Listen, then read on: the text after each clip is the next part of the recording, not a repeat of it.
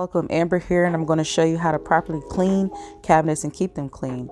We're getting right to it. You're going to want to make sure you dust all your high top cabinets from top to bottom, even getting underneath the cabinets to get those cobwebs and stuff like that. I'm going to show you two methods. This is using Odor spray, and this is great for maintaining and keeping those cabinets clean, especially this white one, and making sure we sanitize it and get rid of any of those germs and just little easy areas that just doesn't need as much TLC. Now, the second method I'm going to show you is going to be very beneficial for those cabinets. I'm showing you from top to bottom, but it's going to be beneficial for those cabinets, especially your wood cabinets that have a lot of gunk and debris. I'm going to show you how to do this naturally. So you're going to damp your cloth.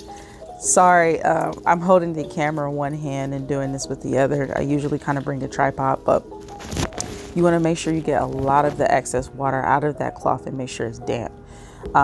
It's going to save you a lot of elbow grease and work. So as you can tell, I'm getting rid of any of those peanut butter stains, all those gunk and debris. And I'm showing you the before and after. We're going to go back in and make sure that we get even those tougher stains, like I said, jelly stains, stuff like that we leave on the cabinets. And you can see all of it with the white cabinets for sure.